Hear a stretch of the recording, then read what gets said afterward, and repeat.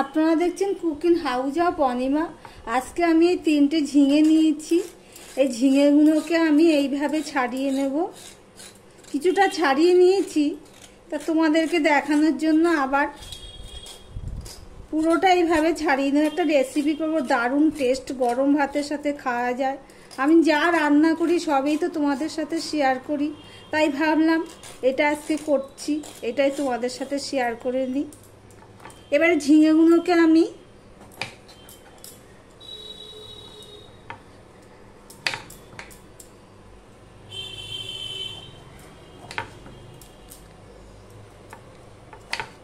এইভাবে কেটে নেব।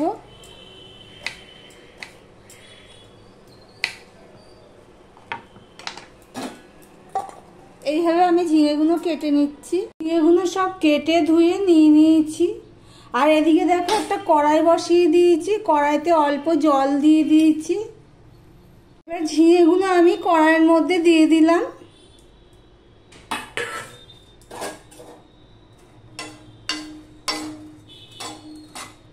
ভিডিওটি স্কিপ না করে পুরোটা দেখার অনুরোধ রইল। এবার আমি এটা সিদ্ধ করে নেব। ঝিঙেটা সিদ্ধ হতে হতে আমার ঝিঙের জন্য যা যা লাগবে সেগুলো সব কেটে নিয়েছি। যারা ভিডিওটি দেখছো লাইক করতে ভুলে গেছো, চট করে একটা লাইক করে দিও। এখানে আমি নিয়ে নিয়েছি পেঁয়াজ কুচি, কাঁচা লঙ্কা নিয়ে নিয়েছি 5টার মতো, রসুন নিয়ে নিয়েছি 14-15 কোয়া মতন রসুন নিয়ে নিয়েছি। আর ঝিঙেগুলো দেখো ঠান্ডা হয়ে গেছে, সিদ্ধ হয়ে গেছে। ঝিঙে সিদ্ধ হতে তো বেশি সময় নেয় না, ঠান্ডা হয়ে গেছে। এবার আমি ঝিঙেটা বেটে নেব আর এগুলো বেটে নেব। দেখো আমি এই পেঁয়াজ রসুন কাঁচা লঙ্কা এগুলো বেটে নিয়েছি, আলাদাভাবেই বেটে নিয়েছি। আর এখানে ঝিঙেগুলো বেটে নিয়েছি। এবার কড়াইতে তেল দিয়ে দিয়েছি, তেলটা গরম হয়ে গেছে। এবার এখানে দিয়ে দিলাম একটা শুকনো লঙ্কা ফোড়ন, আর এই 1/2 চামচের মতন কালো জিরে দিয়ে দিলাম।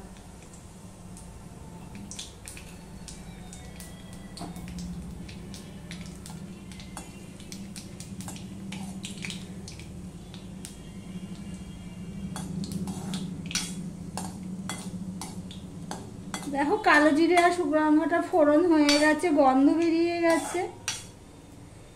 এবার প্রথমে আমি এই পেঁয়াজ বাটা রসুন বাটাগুলো দিয়ে দিচ্ছি।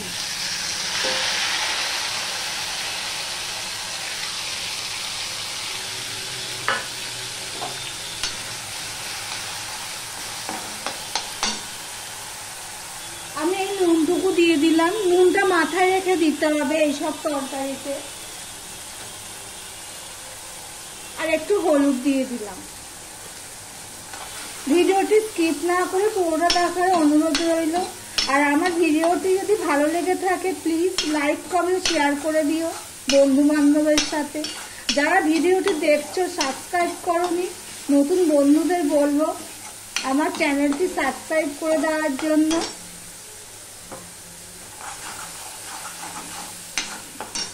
এবারে আমি এই ঝিঙের পেস্টটাও দিয়ে দিলাম। এটা হলো ঝিঙে বাটা রেসিপি। তোমরা কে কে এরকম ঝিঙে বাটা রেসিপি খেয়েছো করেছো কমেন্ট করে জানিও।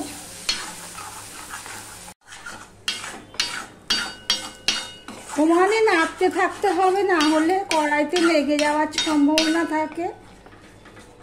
এই রেসিপিটা এমনই, এই দিয়ে গরম গরম ভাত 1 থালা খাওয়া হয়ে যায়, আর কিছু লাগে না। আমি নুনটা একটু দেখে দিয়েছি, নুনটা আমার ঠিকই আছে। আর এমনিতেই পেঁয়াজ ভাজার একটা আলাদা গন্ধ থাকে, স্বাদ থাকে, দারুণ স্বাদ হয়েছে। জলটা পুরো মেরে নিয়েছি দেখো। এবারে এর মধ্যে আমি একটুখানি চিনি দিয়ে দিচ্ছি। যে কোনো সবজির মধ্যে একটু চিনি না দিলে ভালো লাগে না, যারা পছন্দ করে আর কি। তবে সবজির তরকারিতে একটু মিষ্টি দিয়ে স্বাদটা বাড়িয়ে দেয়।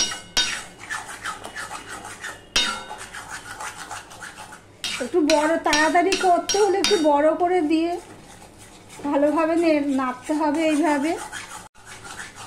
দেখো এটা হয়েছে, বুঝবো কি করে? দেখো কড়াইয়ের গায়ে থেকে আলগা হয়ে যাচ্ছে, তার মানে এই রেসিপিটা রেডি হয়ে গেছে।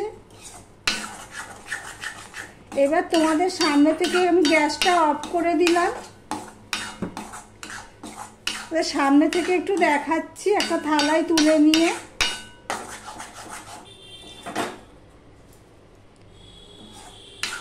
দেখো থিকনেসটাও দেখো, একটুখানি দিয়ে দারুণ খাওয়া যায়।